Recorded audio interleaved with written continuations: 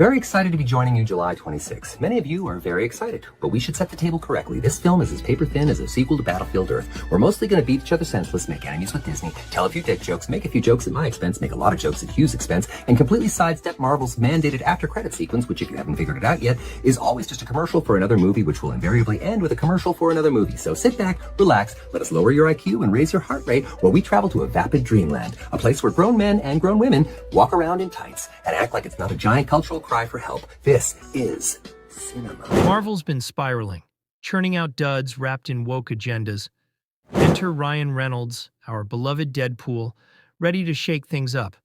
You must be quite pissed off that, you couldn't make that decision for yourselves. Yes, exactly. We tried, but the fans got it made. So there's a great story, too, that this is totally fan-driven in every way. I guess people who don't know, they'll be thinking, why wouldn't the studio want to make this movie? It's a superhero movie. Everyone loves them. And it is a superhero movie, and it's got all those things. What was the meeting like when you're discussing with Disney the jokes about Disney? The fun story would be that Disney was just appalled at everything, and Marvel couldn't believe, was never going to let us do anything.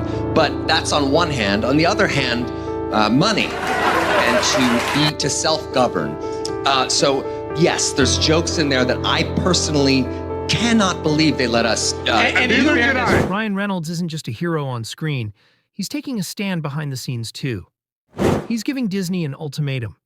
Keep the Deadpool and Wolverine movie true to its roots. Because we were like the kind of good boy students turning in our script every once in a while, and every time we send a script, we were like kind of waiting, and the pushback never came, and it became clear that on this movie, funny wins. Yeah, right. But really, there was one joke, one line that they asked me to take out. I have a joke about Hugh that I couldn't believe he let me say in the movie. So that passes. I was like, wow, he let that go. Pegging isn't new for me, friendo, but it is for Disney. Deadpool and Wolverine is the unapologetically gay movie Marvel and Disney keep claiming they want to make. Okay, very, very classic. Deadpool and Wolverine director Sean Levy seems intent on restoring the MCU to its past health by adding a lot more irony and snark to the traditional heroics. Your little cinematic universe is about to change forever. I am the Messiah. I am Marvel Jesus. Disney's obsession with DEI is tanking its hits, pouring cash into flops like Strange World while sidelining Deadpool's Edge.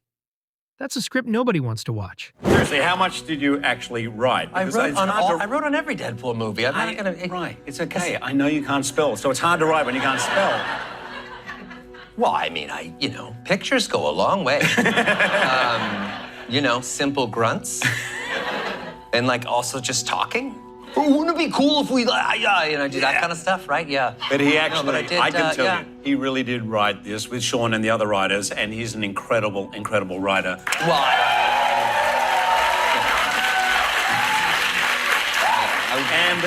I'm not one of the great romantics, but it was... And a generous writer, you really are. Do you like writing? I do. One of the scariest things I've ever done in my entire life is writing for you. Because, Wolverine got a legacy there that is one of the most iconic legacies in all comic book movies. Ryan Reynolds built Deadpool with grit, not glitter, and Disney's tweaks weren't it. But the battle wasn't over yet. I'd written this short film about Deadpool. It was going to attach to Free Guy, and it was Deadpool interrogating the hunter who had killed Bambi's mom. And the rug pull of it, though, is that you think Deadpool's going to kill the hunter, but Deadpool's actually just a huge fan. He wants to know how he, too, can be as loathed as the hunter is in the Disney universe. And they just shut that down immediately. Disney shut down Ryan's brilliant Bambi Hunter short, proving once again they just don't get Deadpool's genius. Ryan and Hugh weren't backing down. Chance to deliver the line. That's fucking bait. Don't take Avengers the Assemble. Don't you take that? No. How so? Because you will be a meme, and then Bob Iger will show up at your house. You'll be neutralized by one of the people with the blow darts. It's true. So I shouldn't say the Wolverine would say, go fuck yourself. Yes, that's the stuff. Yeah, boy! One 4.5-minute interview ruined all of our careers. As tensions grew and production delays mounted, the stakes couldn't be higher. If Disney doesn't make room for Deadpool's irreverent tone, they risk losing Ryan and the very fans who made the franchise a global hit. The record-smashing summer event. has officially crossed $1 billion. That's billion with a B. Oh, fuck off. I love what you said about wanting to entertain audiences. Critics saying Disney's too woke, but you're just putting out storytelling.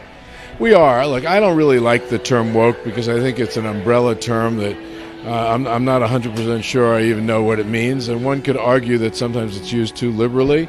That said, our primary purpose is to entertain, and where we can entertain responsibly, obviously we try to do that. We try to have a positive impact on the world, but the first thing we need to do is entertain.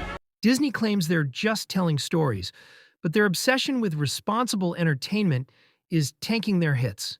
Marvel's production schedule: 4 movies in 2021, 3 in 2022 and 2023, 1 this year.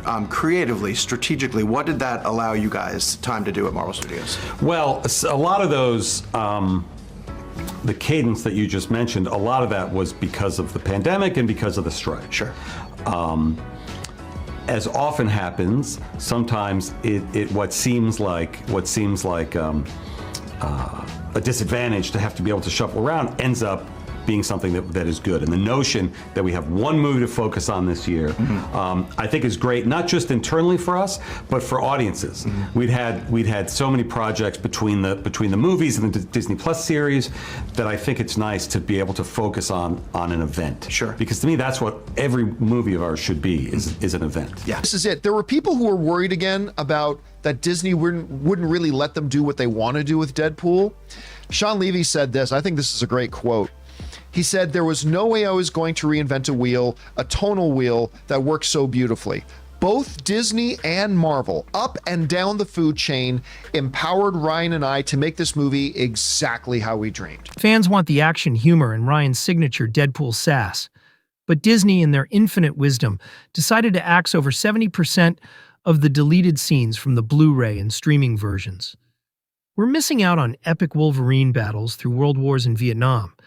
Imagine being a die-hard fan and knowing there's all this incredible footage locked away. It's like having a treasure buried in your yard, but being told you can't dig it up. Frustrating, right?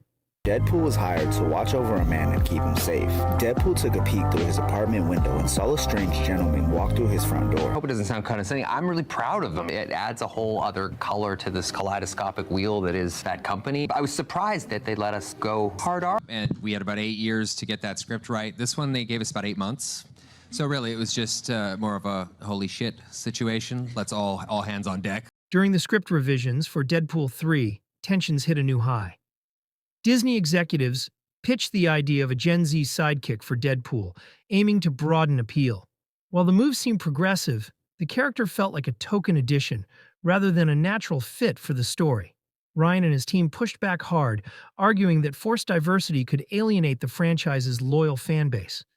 The disagreements didn't stop there. Ryan's team proposed bold concepts like a Deadpool versus Wolverine spin-off, but Disney countered, with plans emphasizing inclusive storytelling.